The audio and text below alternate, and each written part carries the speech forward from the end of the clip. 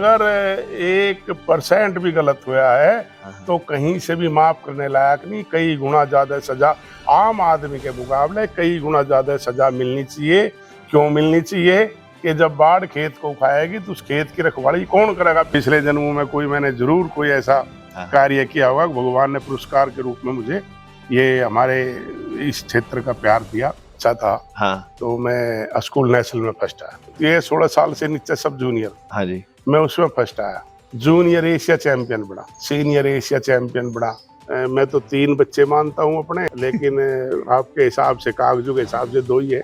और फिर मुझे ऐसा लगा कि सुभाष, जब मेरे जैसे आदमी ऐसे आंख मीच कर चला गए, आम पब्लिक क्या करेगी। तो मैं कुछ आदमी जो गलत प्रचार करते हैं, वे बेवकूफ बनाते हैं, उनका निकाल के जूते मारने चाहिए। धर्मेंद्र को पसंद करते थे, सारी अच्छी लगती है। मोदी जी, योगी जी है, हाँ जी, ये तो दिव्य पुरुष है। ये राजनेता मत कहो इनको, अच्छा, सारे बाकी नेगेटिव है। इससे अलग और कुछ नहीं। तो ऐसा लग रहा है कि मुश्किल ही मिलेगा, क्योंकि मैं तो पहलवान मारते मूरते तो नहीं थे, गालियां बहुत देते थे। तो लेकिन उनकी गालियां तो हमें आशीर्वाद मिले। तो मैंने उसको एक थप्पड़ मारा। अब मेरे लिए तो एक थप्पड़ ही था, लेकिन मैंने देखा उसके मुंह में खून आया। छोटी मैं देना नहीं चाहूँ, बड़े लायक कुछ था नहीं। तो आज तक यही स्थिति है जी। तो मेरे को बहुत पुरस्कार मिले, हाँ जी, लेकिन खेल में तो आपने देखा हो ना, खेल पहलवानों के बारे में ये कहा जा कि पहलवानों में सारी खूबियों, बस एक ही कमी हो कि बुद्धि नहीं होती। अच्छा। हाँ, और मुझे ये उस हिसाब से नहीं।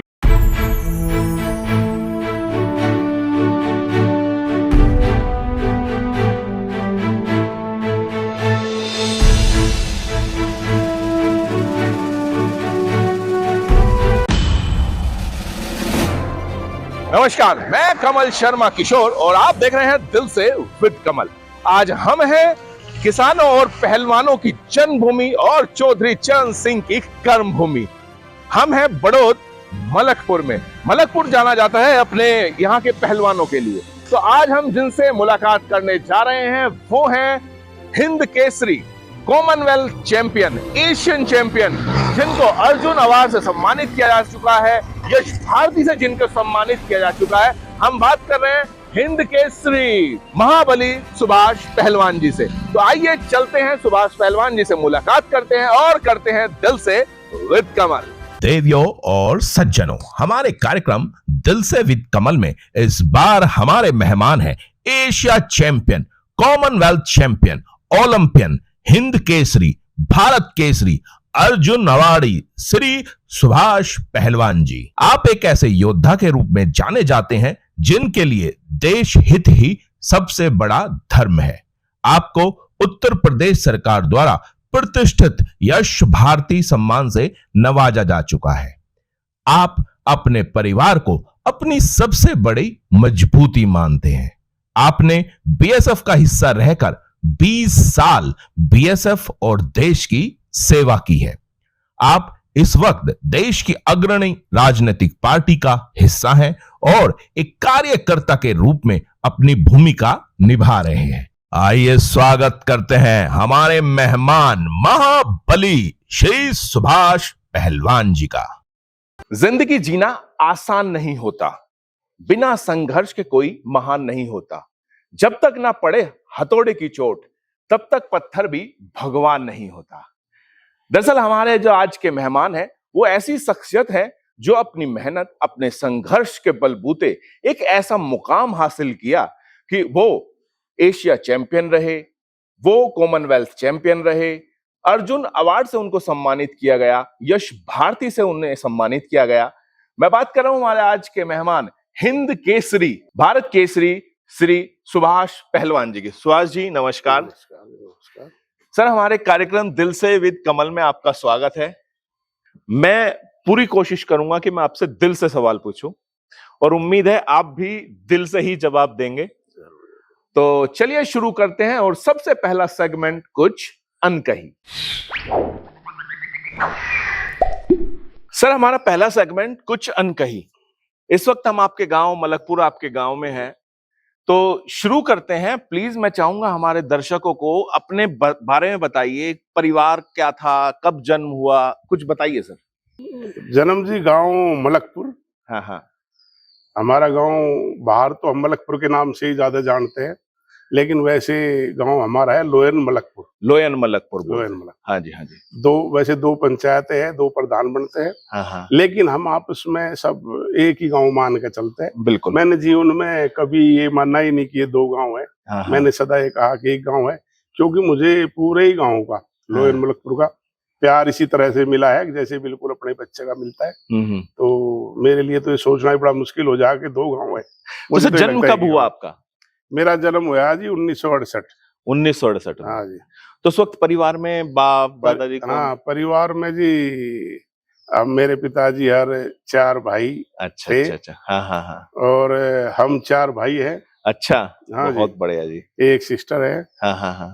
और साधारण गरीब परिवार, यानी जो गांव में छोटे किसान होते हैं, हाँ हाँ। उस हिसाब से मेरे पिताजी छोटे किसान तो थे। मेनली खेती ही थी उस वक्त जो खेती, वो भी थोड़ी। अच्छा अच्छा, कम थी। छोटे किसान। हाँ हाँ हाँ। हाँ। तो फिर यहीं अपना मलकपुर की गलियों में ही बचपन गुजरा हाँ है? जी, मलकपुर में यहीं मैं 5वीं क्लास तक यहीं पढ़ा। अच्छा। और कौन से स्कूल में सर? ये यही जो अपनी चौपाल होती है, यही सरकारी स्कूल है? सरकारी स्कूल होते हैं जो प्राइमरी। हाँ हाँ हाँ। मैं इनमें पढ़ा। हाँ। और फिर मैं 5वीं क्लास पास करते ही मैं दिल्ली गुरु हनुमान जी के अखाड़े में, अच्छा अच्छा, जो बहुत महान गुरु थे, हाँ हाँ हाँ, कुश्ती जगत के, उनसे महान तो कोई नहीं है, मैं उनके अखाड़े में चला गया था। अच्छा वहाँ अच्छा। मैंने फिर कुश्ती का जीवन मेरा वहीं ज्यादा रहा है।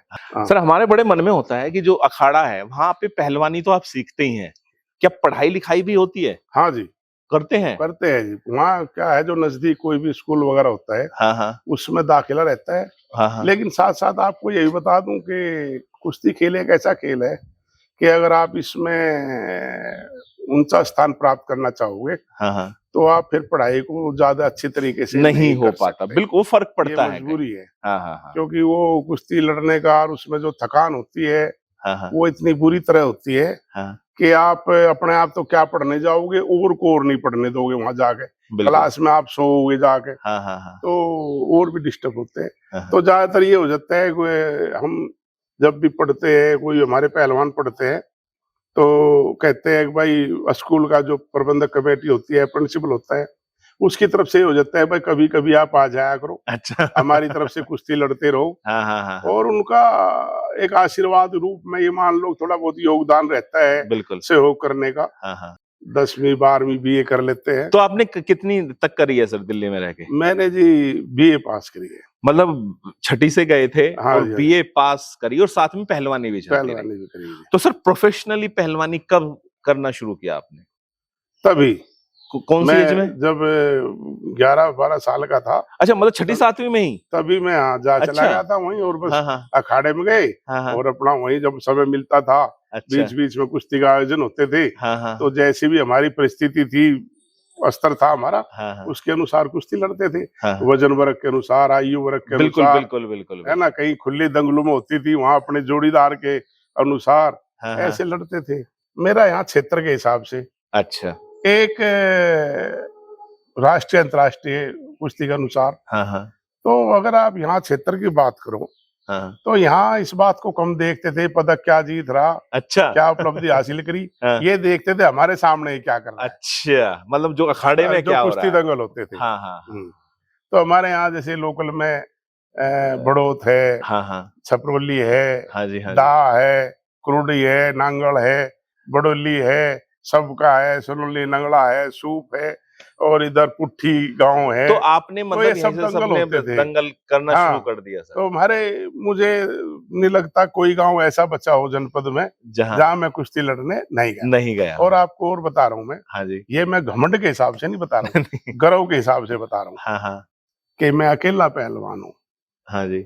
जिसको आप एरिया में किसी भी गांव में चले जाओ, वे ये कहेगा कि उस सुभाष को हमने पहलवान बनाया है। क्या बात आपको है जी। दूसरा कोई नहीं मिल सकता। और पहलवान कोई बहुत पहलवान और भी अच्छे हुए, बिल्कुल पुरस्कार भी जीते, हाँ हाँ लेकिन एक भी पहलवान आपको और एरिया में ऐसा नहीं मिलेगा इस क्षेत्र में हाँ हाँ। जो किसी भी हमारा गांव या कोई और गांव उनको ये कह दे कि बिल्कुल उसको हमने बनाया है। बिल्कुल। लेकिन मेरे लिए आप कहीं जाओ, हाँ हाँ हर गांव वाले ये कहेंगे चाहे वो कोई भी गांव क्षेत्र का, के सुभाष को हमने बनाया है। तो ये तो लोगों का प्यार है सर हाँ। आपके प्रति जो है। ये कोई मैंने पिछले जन्मों में हाँ हाँ कोई मुझसे शायद कोई अच्छा कर्म हुआ होगा, इस जन्म में तो ऐसा लगता नहीं। हाँ हाँ पिछले जन्मों में कोई मैंने जरूर कोई ऐसा हाँ। कार्य किया होगा, भगवान ने पुरस्कार के रूप में मुझे ये हमारे इस क्षेत्र का प्यार दिया।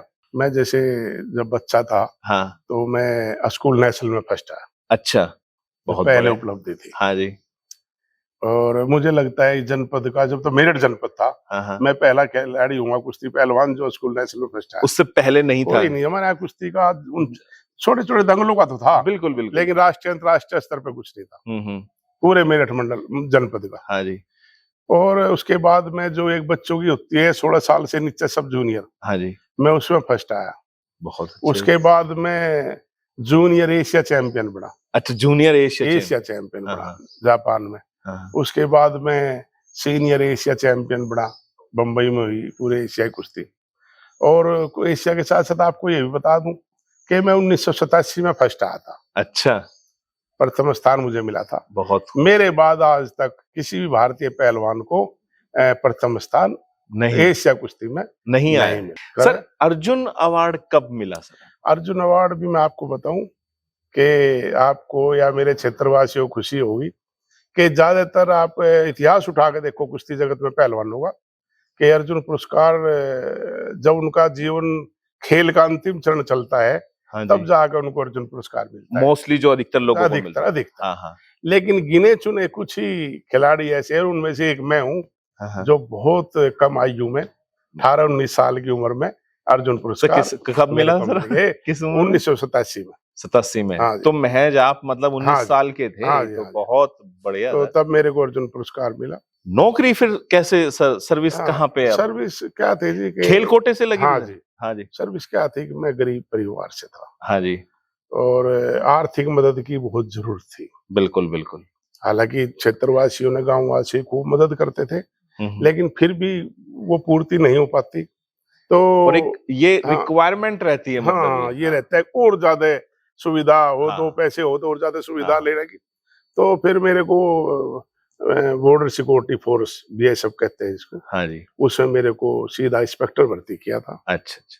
तो कितने साल करी सर नौकरी? नौकरी मैंने लगभग 20-21 साल नौकरी करी है। अच्छा। मुझे गर्व है अपने विभाग पर, बीएसएफ पर। हाँ जी। उनका बहुत मुझे योगदान रहा, सहयोग रहा है बिल्कुल। और मेरे प्रति बहुत अच्छी सहानुभूति मेरे विभाग वाले रखते थे। हाँ हाँ। तो गर्व है मुझे, मैं ऐसे विभाग में नौकरी की है जो देशभक्त विभाग है, जो देश के बिल्कुल बॉर्डर की सुरक्षा करता है, देश वालों को सुरक्षित। हम सब जब सोते हैं तो उनके ऊपर ही निश्चित होकर सोते हैं कि भाई हमारे जवान खड़े हैं बॉर्डर पे। तो सर 2011 में आप रिटायर हो गए बीएसएफ। हाँ वीआरएस लिया था सर आपने। हाँ। सर आपके कुछ गृहस्थ जीवन के बारे में जानना चाहेंगे हम। शादी कब हुई सर? शादी मेरी 98 में।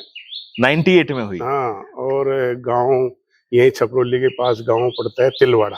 तिलवाड़ा। तो तिलवाड़ा में ससुराल है आपकी? हाँ जी। तो मेरी पत्नी का नाम रश्मि है। बहुत बढ़िया जी। और 2 बच्चे हैं। अच्छा अच्छा अच्छा अच्छा। मेरे। तो क्या कर रहे हैं वैसे सर तो बच्चे? मैं तो 3 बच्चे मानता हूँ अपने। अच्छा। लेकिन आपके हिसाब से, कागजों के हिसाब से 2 ही है। नहीं सर, हम तीसरा भी जानना तीसरा चाहेंगे। क्या है कि मेरा एक दोस्त है। हाँ जी। छोटा भाई कह लो, दोस्त कह लो। हाँ हाँ। उसका एक बच्चा बचपन से और 15-16 साल तक मेरे ही पास रहा है। अच्छा अच्छा अच्छा। तो उसको भी उन बच्चों की तरह ही हाँ। पाला पोसा है, तो वो तो सदा ऐसे ही लगता रहेगा जैसा वो भी। तो सर हम जानना हमारा चाहेंगे बच्चा तीनों है। बच्चे कर क्या रहे हैं अभी? वे तीनों पढ़ाई भी करते हैं और कुश्ती भी में लड़ रहे भी हैं। हाँ। प्रयास कर रहे हैं कि कुश्ती में कुछ सफलता उनको बहुत। मिले। हाँ। सर आपके कुछ राजनीतिक जीवन के बारे में बात कर लेते हैं, क्योंकि आपने बीएसएफ छोड़ी। बीएसएफ के बाद आप सक्रिय राजनीति में हिस्सा लिया आपने। तो क्या कहना चाहेंगे, पहले कौन, कहाँ, किस पार्टी में ज्वाइन किया आपने, कैसे? मैं जी, जैसे हमारे यहाँ क्षेत्र में, हाँ जी, और हमारे समाज में अधिकतर जो प्रचार प्रसार था वो एक लोकल पार्टी का यही का था। तो सबके साथ मैं भी उसी पार्टी में था। हाँ जी। और तन बंधन से था। हाँ जी। ऐसे नहीं। हाँ हाँ। अब मैं वहां से अलग हूँ, मैं बताऊं मैं तो वैसे ही था नहीं। हाँ हाँ। मैं तन बंधन से उस पार्टी के साथ था। हाँ जी। लेकिन पहले तो मैं आंख मीच के साथ था। मतलब तो, हाँ, कुछ नहीं देखना, कुछ नहीं करना। फिर मैंने ये सोचा कि भाई मैं आंख मीच का तो साथ हूँ, लेकिन क्या सही रास्ते पे चल रहे हैं? तो मैंने फिर विचार किया। हाँ जी। और मैंने ये भी कहा चलो इनको सफलता मिलती भी रहे तो इससे लाभ क्या क्या होगा। हाँ जी, हाँ जी। और पहले सफलता मिली उससे क्या लाभ हुआ। हाँ, हाँ। तो जब मैं ऐसा दिखाई दिया तो मुझे पूरा अंधकार दिखाई दिया। हाँ, हाँ। और फिर मुझे ऐसा लगा कि सुभाष जब मेरे जैसे आदमी ऐसे आंख मीच कर चले गए तो आम बाकी पब्लिक क्या लोगों का। करेगी, आम पब्लिक क्या करेगी।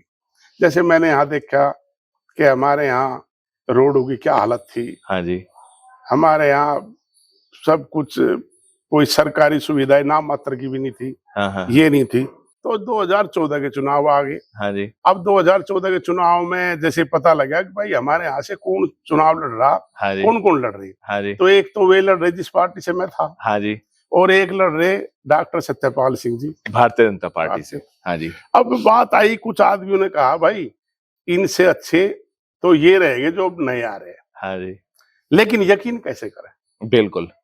आप बताओ। हाँ, हाँ। तो उसमें ये डर होता था कहीं ऐसा ना कुएं में से निकल कर खाई में ना गिर जाए सही कि है। भाई बदलाव के लिए वहां जाए भी हाँ, हाँ। और वो इससे भी ज्यादा बिल्कुल हो पाए, क्योंकि उनका कोई राजनीतिक जीवन नहीं था। बिल्कुल। और जो पुलिस की नौकरी थी वह भी यहाँ से बहुत दूर थी। हाँ जी, हाँ जी। तो यहाँ समाज को, क्षेत्रवासियों को ज्यादा अच्छे बुरे का वहां का उनका हाँ, हाँ। कुछ पता नहीं था। हाँ, हाँ। भाई नौकरी भी वे कैसी कर रहे, कैसी नहीं कर हाँ रहे, जी। किस तरह कर रहे। लेकिन फिर जब उनके कार्य देखे हाँ जी। क्षेत्र में, जहाँ इतने पिछड़े क्षेत्र में जब उन्होंने एक विकास करने का प्रयास किया और उसमें सफलता मिली, बिल्कुल। और जब हमने देखा कि कैसे रास्ते बन रहे, सब कुछ ये बन रहे, 19 आते आते, और 19 से पहले ही हाँ जी। मन बना लिया था कि मैं ऐसे आदमी का साथ दूंगा जो इस क्षेत्र के बारे में सोचता है, जो इस क्षेत्र को अपनापन मानता है, जो यहाँ के प्रति भावना रखता है, अच्छी भावना हाँ, हाँ। रखता है, जो यहाँ के नौजवानों को हित चाहता है, उनके भविष्य की चिंता करता है ना। यहाँ हॉस्पिटल देता है, यहाँ स्कूल देता है। पहला ऐसा एक जनसेवक या जनप्रतिनिधि देखा डॉक्टर सत्यपाल सिंह जी, कि जब तक लोग सोचते हैं कि हमारे आज ही इस कार्य का प्रयास करो, हाँ। तब से पहले तो वे मंजूरी ले जाते हैं उस कार्य के लिए कि भाई ये होना चाहिए। कितने गिनवाऊं आपको काम। अच्छा, तो ये कहना क्या सही रहेगा कि आप डॉक्टर सत्यपाल सिंह जी की वजह से बीजेपी में आए हैं? हाँ जी, उन्हीं की वजह से? 3 वजह। 3 वजह कौन कौन सी? हाँ। पहली मैंने ये देखा कि राष्ट्रवाद की बात कौन करता है और क्या उस पर भी अमल भी करते हैं। हाँ, हाँ। दूसरा, जो अपराधी थे देशद्रोही, उन पर जिस तरह अंकुश ये लगा रहे थे, चारों तरफ से उनको घेर रहे थे, और फिर हमारा जनप्रतिनिधि ज्यादा ये था कि हमें यहाँ का भी देखना था। हाँ, हाँ। बाहर सब कुछ होता रहो, हाँ। यहाँ कुछ ना हो वो भी। तो ये दोनों तालमेल बैठ गए। हाँ। यहाँ भी हमारा नेतृत्व जो बहुत शानदार विद्वान आदमी वो कर रहा है, देश का नेतृत्व भी और प्रदेश का नेतृत्व भी, जो हमारे विद्वान आदमी और योग्य आदमी, देश प्रेमी आदमी कर रहे, इसलिए मैं उधर गया। सर, आपकी क्या भूमिका रहती है एक कार्यकर्ता की? कार्यकर्ता की। आप संतुष्ट हैं उससे? बहुत ज्यादा, बहुत ज्यादा। सुभाष जी, अब तक जो आपकी बातें हैं ना, वो काफी लोग कहीं ना कहीं किसी प्लेटफॉर्म से जान पाते हैं, जान चुके होंगे। अब आपसे कुछ ऐसे सवाल करेंगे जो एकदम निजी जिंदगी से जुड़े हुए हैं। सर, मुझे ये बताइए कि आप भगवान में आस्था रखते हैं?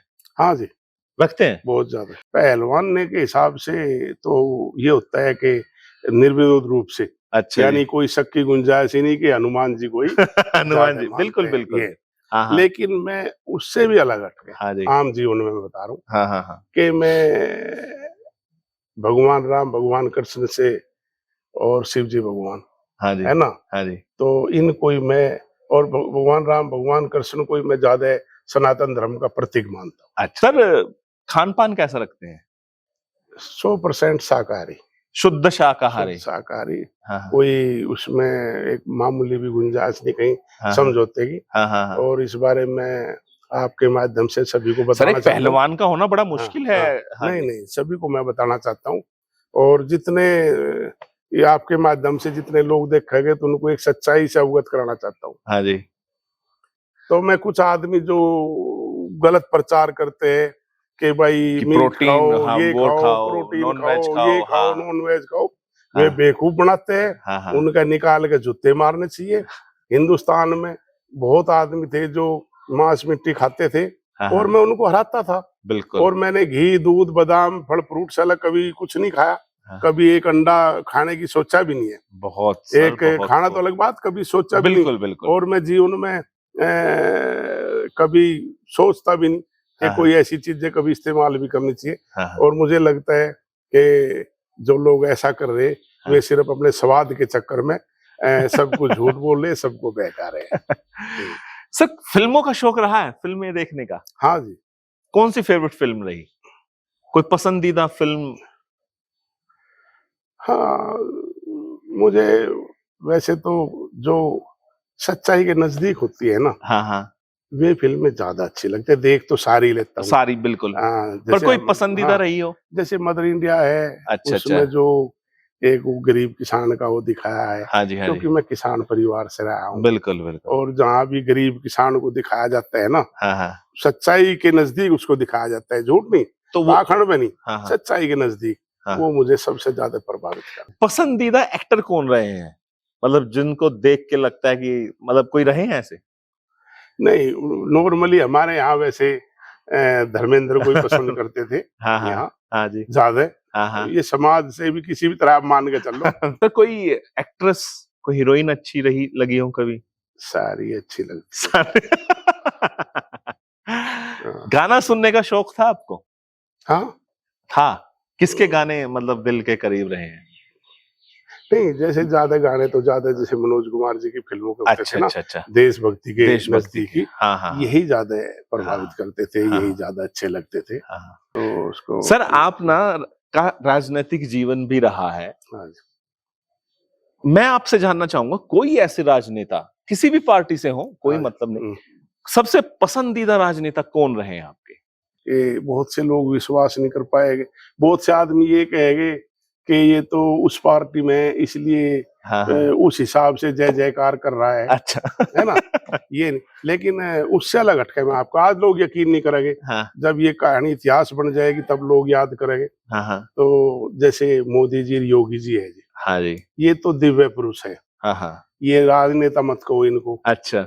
जैसे कहता है नेता, नेताओं में इनको गिनती मत करूं, हाँ, हाँ। क्योंकि ये तो वे काम करने के लिए आए हैं जो असंभव है, अच्छा। जिसको कोई राजनेता सोच भी नहीं सकता। हाँ, हाँ। अगर भाई ये काम होने चाहिए, ये करने हैं, हाँ, ये तो उनका वो करने के लिए आए हैं। हाँ, हाँ। तो मेरा तो देशवासियों से ये निवेदन है कि जो ऐसे कार्य कोई भी उनको लगता है ये असंभव है और वे होने चाहिए, वे सनातन संस्कृति के हिसाब से, भारतवर्ष के हिसाब से, समाज के हिसाब से, भाई ये काम होने चाहिए और असंभव है, वे इनसे करा लेना चाहिए। हाँ, हाँ।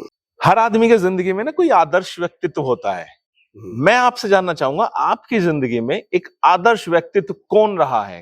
किसी भी राजनीतिक, कोई सी भी पार्टी, कैसे भी रहा हो, किसे मानते हैं सर आप? मेरे पिताजी।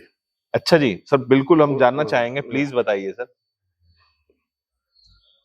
मेरे पिताजी बहुत साधारण परिवार में, आर्थिक स्थिति बहुत कमजोर, लेकिन जिस तरह उन्होंने हिम्मत रखी, इतने गरीब होने के बावजूद भी, मैं आपको एक किस्सा बताना चाहता हूँ कि हमारे यहाँ आर्थिक स्थिति जब मेरी पहलवानी कराते थे, वो इतनी डाउन हो गई थी, इतनी डाउन हो गई थी कि परिवार वालों के, भाइयों के, माँ के, पिताजी के पैरों में चप्पल पहनने के भी पैसे नहीं होते थे। जो भी होता था मेरे लिए खर्च करते थे, मेरे लिए खर्च करते थे। इतना सब होने के बावजूद भी मुझे कुश्ती लड़ने से रोकते थे। जो मैं वैसी कुश्ती लड़ता था ना, जैसे इनाम मिलता था। हाँ जी, हाँ जी। कहीं मैं कुश्ती लड़ता, कहीं इनाम मिलता था। हाँ। और उस समय पे आप ये देख लो, मुझे किसी कुश्ती में लड़ता इतना इनाम मिलता जितना एक अधिकारी को 1 महीने में तनख्वाह मिलती है। अच्छा जी। हाँ, हाँ, हाँ। लेकिन फिर भी रोकते थे, इतनी बुरी स्थिति होने के बावजूद भी। हाँ, हाँ। तो दूसरे आदमी, या मैं भी कहा है आधी बार, या दूसरे आदमी कहते थे ऐसा क्यों करते हो, पैसे की तो बहुत सख्त जरूरत है, आप इस तरह रोकते हो।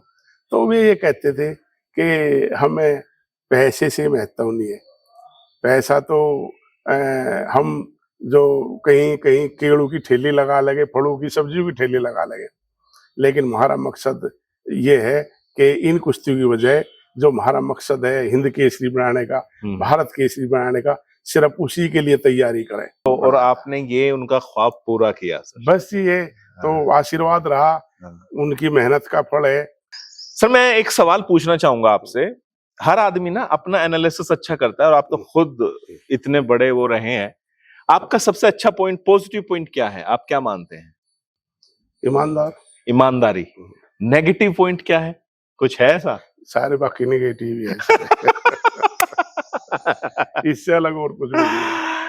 मैं ईमानदार रहा। चलिए बहुत बढ़िया। दर्शकों, ये था हमारा सेगमेंट कुछ अनकही, जिसमें सुभाष जी ने अपने दिल के पन्ने आप सभी के साथ खोले। आइए अब दूसरा सेगमेंट पे आते हैं, जनता जानना चाहती है।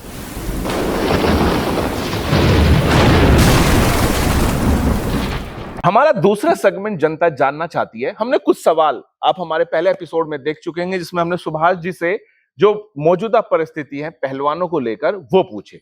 अब कुछ सवाल उसी से रिलेटेड पूछते हैं, और जो जनता ने, सर जब से ये आंदोलन हुआ है, मैं एक बार फिर से आना चाहूंगा इस बात पे, मुझे ये बताइए सर, जो ब्रजभूषण शरण सिंह है, आप ये बताइए उनकी, क्या वो पहलवान रहे हैं कभी?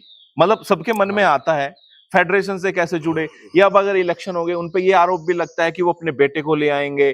क्या कहना चाहेंगे सर इसके बारे में, जरा विस्तार से हमारे दर्शकों को बताइए। उसमें ये है जी, जितना मुझे जानकारी है कि ब्रजभूषण जी थे जो, वे एक पहलवान थे, लेकिन ज्यादा टॉप मोस्ट पहलवान नहीं थे। अच्छा अच्छा। जैसे क्षेत्र में पहलवानी लोग करते हैं, हाँ, पहलवानी का शौक होता है, वे प्रयास करते हैं कुछ बनने का। हाँ जी। इस तरह उन्होंने पहलवानी की है, जो मुझे पता लगे। ये है। हाँ। दूसरा, अच्छे कार्य क्या किए?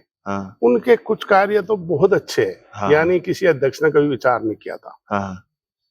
उनका सबसे बड़ा अच्छा जो प्रयास था वो था कि किसी भी तरह भी अलग अलग राज्यों की कुश्ती आगे निकल के आनी चाहिए। ये जैसे ये एक बड़ा आपने बात कही, ये लगता था कि हरियाणा की जो लॉबी है वो अलग है, यूपी की अलग, क्या इस तरह की है कुश्ती संघ में? उसमें नहीं, लॉबी तो देखो जैसी जो भी हो बनती है, सब जगह हो जाती है। वो तो वहाँ की होगी तो यूपी ताकतवर होगा तो यूपी की भी हो जाएगी। वो एक बड़ी बात नहीं। वो तो जैसे उदाहरण के तौर पे, मैं यहाँ जब कुश्ती लड़ता था लोकल में, तो मेरे गांव वालों की चलती थी, तो वे मेरे लिए सब कुछ करते थे। अच्छा, फिर मैं जनपद से बाहर चला गया, जनपद वाले मेरे लिए सब कुछ, वो तो चलता है उन्हें। लेकिन इनके जो अच्छे कार्य है भाई, सबसे बढ़िया क्या होया, उससे पहले क्या होता था हमारे यहाँ के हरियाणा के पहलवान बहुत अच्छे हैं। ये बुरी बात नहीं है, जो मेहनत करेगा अच्छा, उनको माहौल मिला। अब आप कहोगे अच्छे क्यों बने? उनको कुश्ती का माहौल मिला, उनको कुश्ती की सुविधाएं मिली, वहां सरकारों ने सुविधाएं दी, तो वे पहलवान बहुत अच्छे हैं। और मैं तो चाहता हूँ भगवान से प्रार्थना को और ज्यादा अच्छे हो। लेकिन उसका दूसरे जगह नुकसान ये था कि जैसे हरियाणा में कोई कुश्ती चैंपियनशिप हुई, वहां एक फर्स्ट आया, अब नेशनल में तो एक लड़ेगा, कहीं भी राष्ट्रीय स्तर पर जाएगा तो एक जाएगा अपने वेट वर्ग में। हाँ जी। तो उनका जो दूसरा आ जाता था वो दिल्ली से लड़ लेता था, तीसरे नंबर का होता था वो यूपी से लड़ लेता था, चौथे नंबर का होता वो उत्तराखंड से लड़ लेता, पांचवें नंबर का होता वो चंडीगढ़ से जा लड़ा था, छठे नंबर का होता वो कहीं बंगाल से जा लड़ा था। तो मतलब यानी चारों तरफ से जब नेशनल में पहुंचते थे तो हरियाणा के ही पहलवान पहुंचते थे। तो ये एक तरीका था कि सब वो नहीं, तरीका नहीं, ऑटोमेटिक ये छूट थी। अच्छा, तो उसका लाभ उठा रहे थे। तो उसमें पहलवानों की गलती नहीं है, हर पहलवान आगे बढ़ना चाह रहा, सब ऐसे ही करते हैं। तो इन्होंने क्या किया ब्रजभूषण जी ने, कि इन्होंने कहा नहीं भाई, जो जिस स्टेट का है, जहाँ का उसका राशन कार्ड है, बाद में राशन कार्ड में लोग चालाकी करने लगे तो उसने पासपोर्ट करवा दिया, जहाँ से पासपोर्ट बन रहा है वहां से लड़ेगा। अब आप ये कहोगे, या कुछ आदमी, आपके माध्यम से बताना चाहूँ, कुछ आदमी के मन में ये आ जाएगा कि यार इससे तो फिर कुश्ती को रोक दिया, यानी हरियाणा का एक तो अच्छा आगे आ गया, लेकिन जो सेकंड नंबर का वो सबसे अच्छा बाकी से, तो उसको उसका तो अवसर चला गया और आगे जाने चाहिए अच्छे, नेशनल में आने चाहिए अच्छे। तो उसमें ब्रजभूषण सिंह जो सबसे समझदारी का काम किया वो ये किया कि कोई अच्छा रुकना भी नहीं चाहिए और मौका सबको मिलना चाहिए। तो उन्होंने क्या किया भाई, नहीं, चैंपियनशिप लड़ने के लिए जो आएंगे वे आएंगे सिर्फ एक स्टेट से, उसी स्टेट से जहां का वो रहने वाला है। लेकिन किसी का अवसर ना जाए, अलग से एक और नेशनल रख दिया।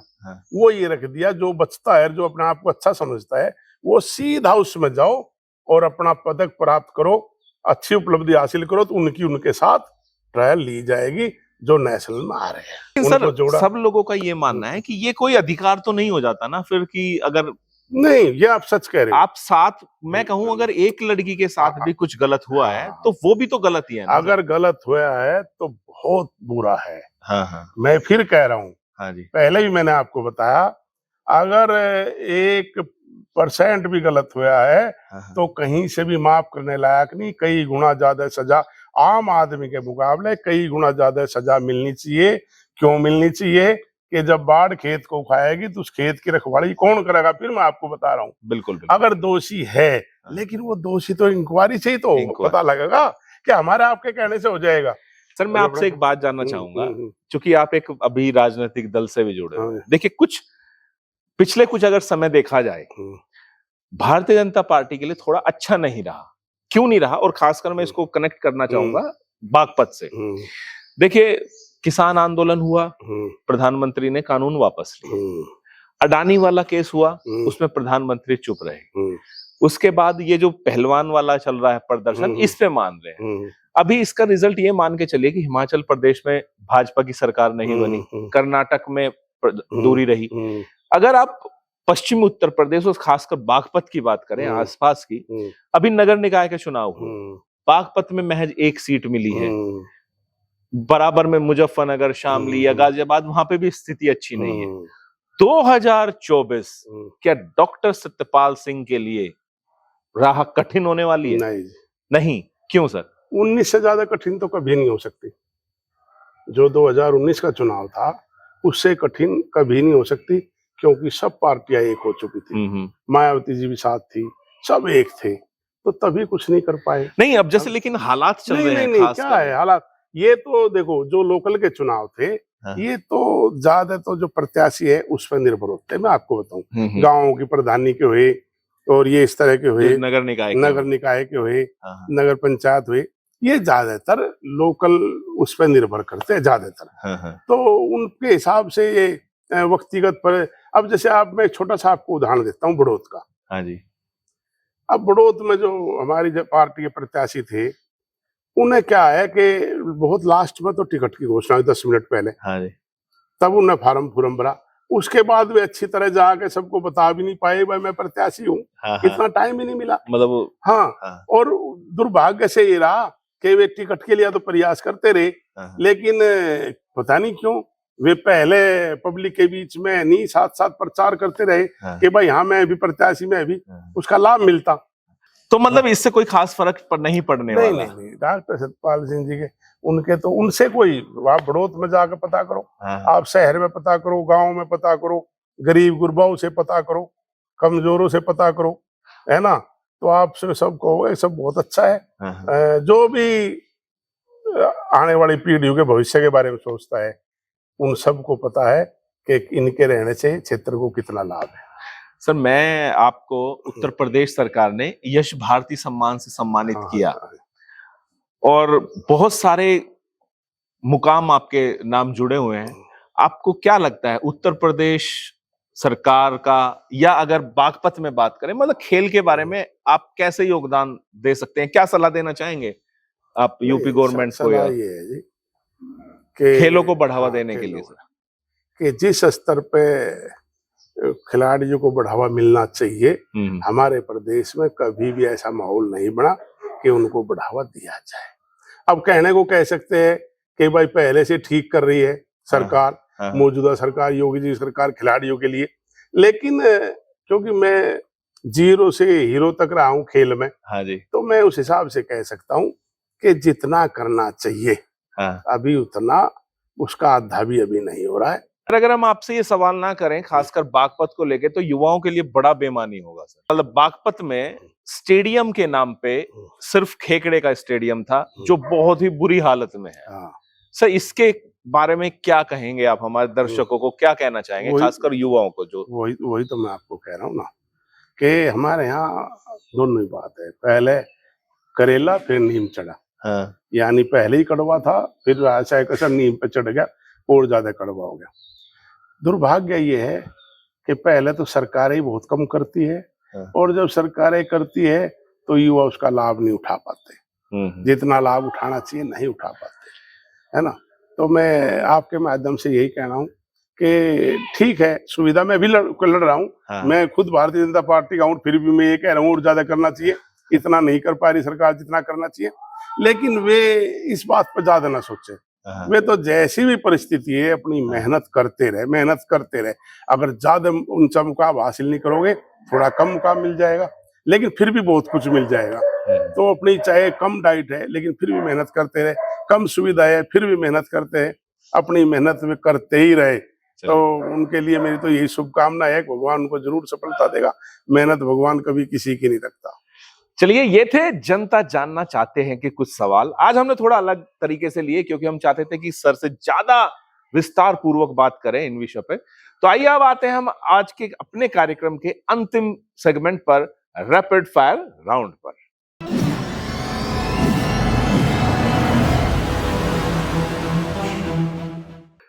सर, हम अपने इंटरव्यू के अंतिम पड़ाव रैपिड फायर राउंड में आ चुके हैं। इसमें हम आपसे संबंधित आपसे 10 सवाल पूछेंगे। 5 में आपकी याददाश्त चेक करेंगे और 5 में आपको हम असमंजस की स्थिति में डालेंगे। आपको करना क्या है कि सवाल के पूछने के बाद जो आपके दिमाग में सबसे पहले आए उसका जवाब देना है आपको।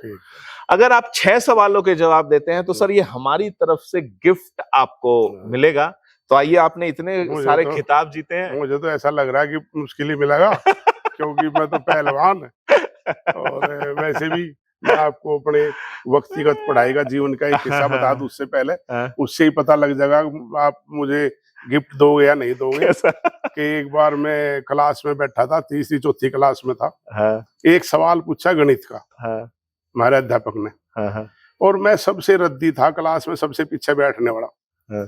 तो क्या आया, उस टाइम वो स्लेट होती थी उसमें लिखते थे, तो उसने सब आए, मेरा नंबर आया तो मेरे देख के स्लेट उन्होंने, और एक दूसरे कुछ बच्चे ऐसे होते हैं ना जो होशियार होते हैं तो वे अध्यापक के मुंह भी लगे होते हैं, प्यारे होते हैं, उनको नजदीक बिठाता है। तो उनमें से एक को बोला कि एक अच्छा सा डंडा तोड़ के ला। आजकल तो बच्चे को कोई कुछ कह दे तो बड़ी समस्या आ जा जी, मास्टर की नौकरी चली जा। हमारे टाइम में तो जी पशु की तरह पीटते थे। तो वो बहुत तगड़ा डंडा तोड़ के ला, तो डंडा रख लिया और देखते रहे, सबकी देखते रहे। देखने के बाद मेरे को खड़ा कर रखा था, फिर मुझे कह लगे बैठ जा। तो वो लड़का बोला जी डंडा भी तो मंगाया था। कह रहा है डंडा तो तब देखता जो किसी और का सही पाता, अकेले का सही है ये भी नहीं कह सकता किसी की नकल करी है। तो मुझे इनाम कहाँ मिलेगा? अरे सर नहीं, बिल्कुल, क्योंकि ये देखिए सिलेबस आपका खुद जीवन है। तो चलिए ट्राई करते हैं हम लोग, देखते हैं। सर आपसे सबसे पहला सवाल कि पहला मेडल कौन सा था सर जीवन में आपके? पहला तो मैं जनपद में फर्स्ट आया था जी, अपने मेरठ जनपद था उस टाइम। हाँ जी, उसमें प्रथम स्थान लिया था। वो वाला याद? वो है जी। क्या उम्र थी सर आपकी? यही 14-15 साल। 14-15 साल। और ग्रामीण खेल कूद हुए थे, उनमें मैं राष्ट्रीय स्तर पे फर्स्ट आया था जी। तब भी 13-14 साल का ही था। चलिए बहुत बढ़िया। तो ऐसे ही बस याददाश्त के सवाल बताने हैं सर। सर आप अखाड़े में गए, अखाड़े में बहुत सारे पनिशमेंट मिलते हैं, कोई ऐसा सबसे पहला पनिशमेंट क्या मिला था आपको वहाँ? अखाड़े में तो जो हमारे गुरु थे ना जी। हाँ जी। और हमारे गुरु के साथ साथ आपको एक नाम और बताऊं, गुरु हनुमान जी थे, तो बहुत महान गुरु थे, उन जैसा कोई नहीं हो सकता। इस हमारे जीवन में कुश्ती जगत में उन जैसा कोई नहीं हो सकता गुरु। हाँ जी। एक उनके साथ प्रथम हरियाणा केसरी बने थे, बहुत अच्छे पहलवान थे अपने समय के, फिर वे कोच थे। अच्छा। उनके पास है ना श्री रामधन पहलवान जी थे। हाँ जी। वे दोनों अब इस दुनिया में नहीं है। अच्छा। तो बस यही था जी, मारते मूरते तो नहीं थे, गालियां बहुत देते थे। तो लेकिन उनकी गालियां तो हमें आशीर्वाद लगता बिल्कुल था। तो मतलब वहां पे इस तरह का ही मतलब कहने सुनने का ही मिला था। बस कहने सुनने का, अच्छी बुरी कहने सुनने को मिलता था। कहीं भी कुश्ती में गलती हो जाती थी, कुछ होती थी तो बहुत गालियां मिलती थी। सर आपने पहलवानी के तौर पे बहुत सारी लड़ाइयां लड़ी हैं।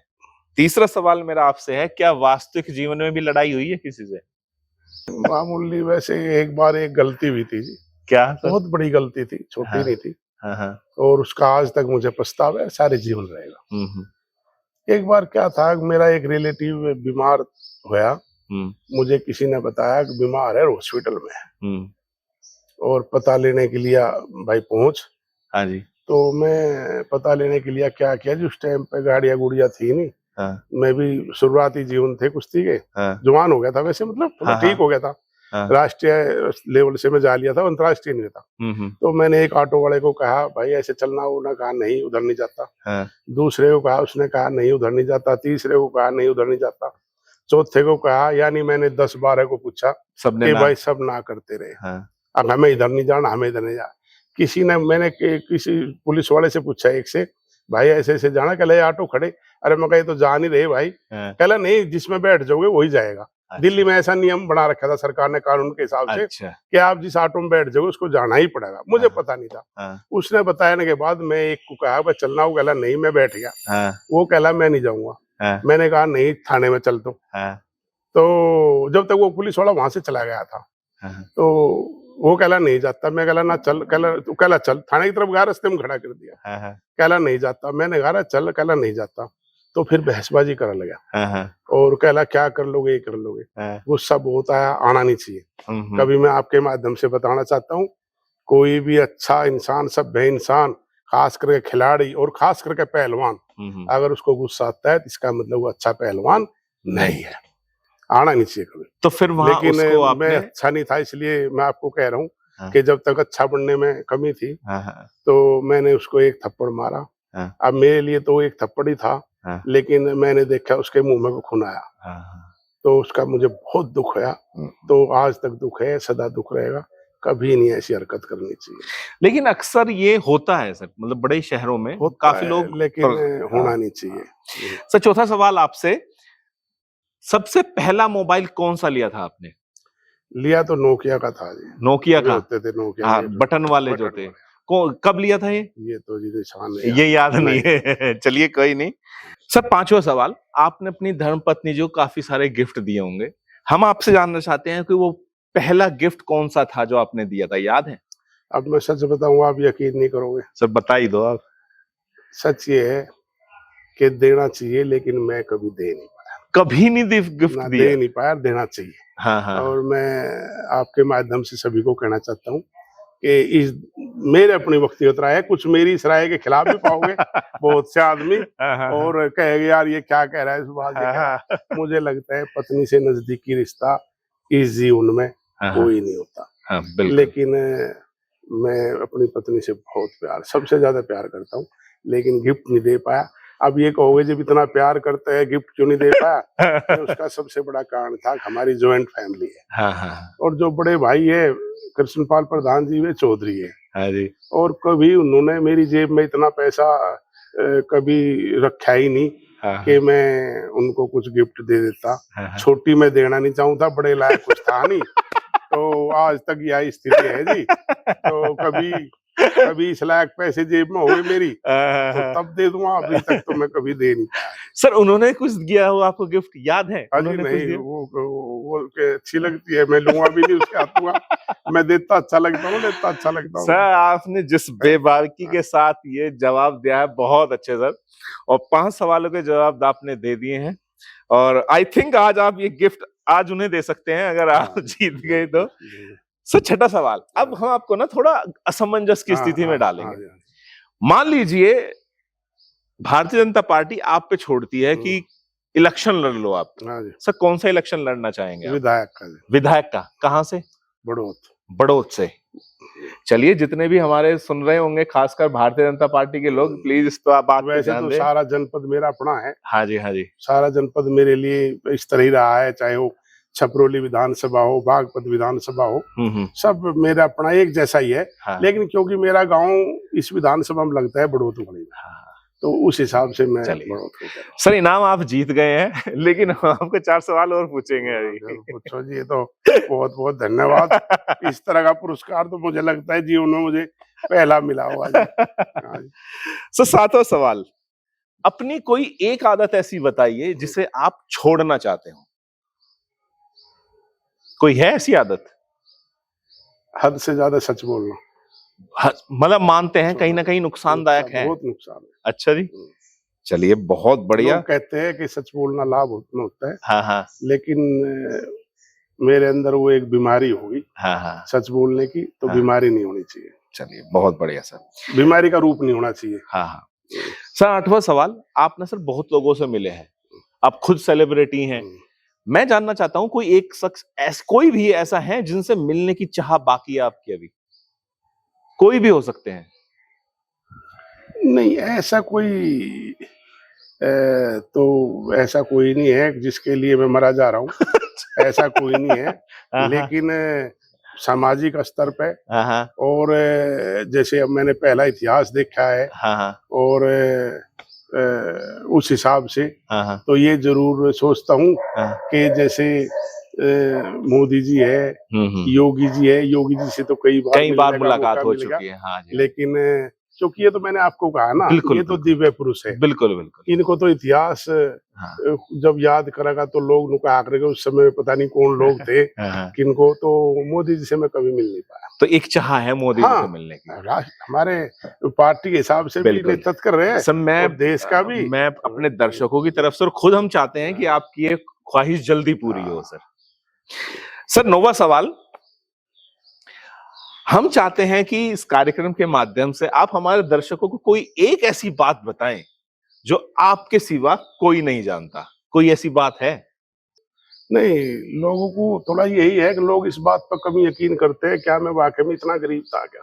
अच्छा, मतलब सबको ये लगता है कि आप संपन्न परिवार नहीं, से। नू लगता है कि किसान था, हाँ, सब जैसा ही था, सब जैसे ही ऐसा लगता है, चलो थोड़ा हल्का होगा। हाँ, हाँ, लेकिन उनको सच्चाई मैं बता रहा हूँ। हाँ, हाँ, जब इस हालत तक थे कि यहाँ तक नो बताई है कि मेरे पिताजी पजामा पहनते थे, हाँ, मेरा भाई भी पजामा पहनता था। हाँ, हाँ। तो कई बार ऐसी स्थिति आई जब वे घर के अंदर आए, पजामा निकाला तो मेरा भाई पहन के बाहर गया। मतलब एक जब ही। मेरा पिताजी आ गया, हाँ। भाई अंदर आ गया तो मेरा भाई पिताजी पहन के निकला। हाँ। ये बहुत से लोगों को नहीं, क्योंकि पता इसलिए नहीं ना कि बिल्कुल, जो वो गरीब होते हैं, जिससे हम गरीब होते हैं, वे अपनी गरीबी छिपाने का छिपा प्रयास है। करते हैं। हाँ, हाँ, हाँ, तो मैं जो गरीब, ये क्यों बताना चाहता हूँ मैं हाँ, हाँ, कि बहुत से गरीब है, वे अपने बच्चों को खेल में इसलिए लाना चाहते हैं, यार हम तो गरीब है।